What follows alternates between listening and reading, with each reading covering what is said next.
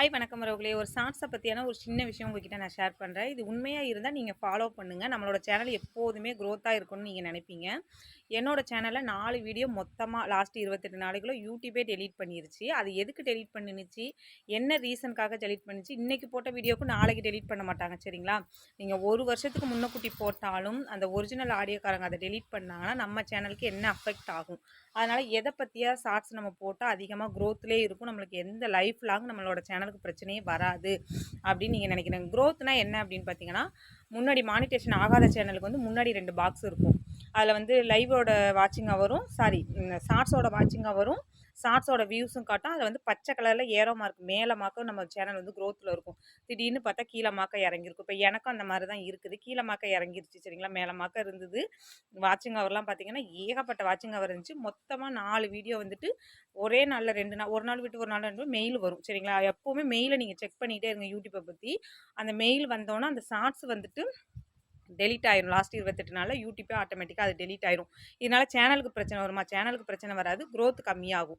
எனக்கு பச்சை கலரில் இருந்துச்சுல, அது கீழே வந்துட்டு இறங்கிருச்சு. இந்த நாளோட ஷார்ட்ஸோட வியூஸை பார்த்தீங்கன்னா 1,00,000 சரிங்களா. அவங்களுக்கு அந்த அளவுக்கு போயிருக்காது, எனக்கு அந்த 1,00,000 வியூஸ் போயிடுச்சு. அந்த 1,00,000க்குள்ள வாட்சிங் அவர் ஷார்ட்ஸில் வந்து குறைச்சிட்டாங்க ஃபுல்லாக. இது எதுக்காக அப்படின்னு பார்த்தீங்கன்னா, இப்போ வந்துட்டு நீங்கள் வந்துட்டு இப்போ ஒரு கோழி காமெடி இருக்குது பார்த்துக்கோங்க. ஷார்ட்ஸில் வந்து கோழி காமெடி போடுறாங்க. அப்படி இல்லை அப்படின்னா வந்துட்டு சில பேர் வந்து ஹஸ்பண்ட் ஒய்ஃப் வந்து ஓனாகவே அவங்க வயசை வச்சு பேசி காமெடி போடுறாங்கல்ல, அது வந்து அவங்க ரீமேக்ஸ் கொடுத்துருப்பாங்க. அதை பண்ணலாம், அது லைஃப் லாங்காக அவங்க வந்து பிரச்சனை வராது. அவங்க லைசன்ஸும் வாங்கி கூட ப்ராப்பராக பண்ணிகிட்டு இருப்பாங்க. அந்த ஷார்ட்ஸ் நம்ம பண்ணலாம். அப்புறம் 90 ஹிட்ஸ் சாங்கு, இப்போ வர யூடியூப்பில் கொடுத்துருக்க சாங்கு அதெல்லாம் பண்ணலாம். அதெல்லாம் லைஃப் லாங்காக எந்த பிரச்சனையும் வராது. வடிவேல் காமெடி அது மூவிலேருந்து நம்ம ரீமிக்ஸ் பண்ணி போட்டால் பிரச்சனை இல்லை. இப்போ நானே ஒரு வடிவேல் காமெடி எடுத்து வேறு இதில் இருந்துட்டு பின்னாடி வாய்ஸை கொடுத்து நான் வந்து ஒரிஜினல் ஆடியோவாக போட்டுறேன். லைசன்ஸ் வாங்கலை, யூடியூப்பில் எதுவுமே பண்ணலை. இப்போ தேவைக்கு நான் போட்டுறேன். எனக்கு ஒரு 3 மாதம் கழித்து எனக்கு வந்து யூடியூப்பில் வந்து பிரச்சனை கொடுக்குறாங்க. இது உங்களோட ஒரிஜினல் ஆடியோ கிடையாது, நீங்கள் அதை டெலீட் பண்ணணும்னு சொல்லி காப்பிரைட் பிரச்சனையோ இல்லை காப்பிரைட் ஸ்ட்ரைக்கோ இல்லை வந்துட்டு கம்யூனிட்டி ஏதோ ஒரு பிரச்சனை கொடுக்கும்போது நான் அந்த வீடியோ டெலீட் பண்ணியே ஆகணும் கன்ஃபார்மாக.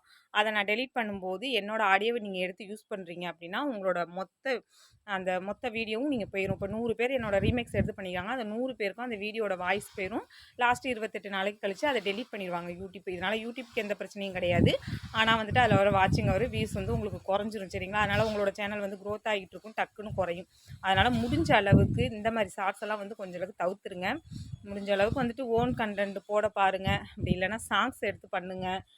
அப்புறம் வந்துட்டு வடிவேல் காமெடி இந்த மாதிரிலாம் பண்ணணுன்னா ஓனாக வந்து சில பேர் வந்துட்டு லைசன்ஸ் வாங்கி ப்ராப்பராக பண்ணுவாங்க. அந்த மாதிரி உள்ள சேனலில் எடுத்து நீங்கள் பண்ணுங்கள்.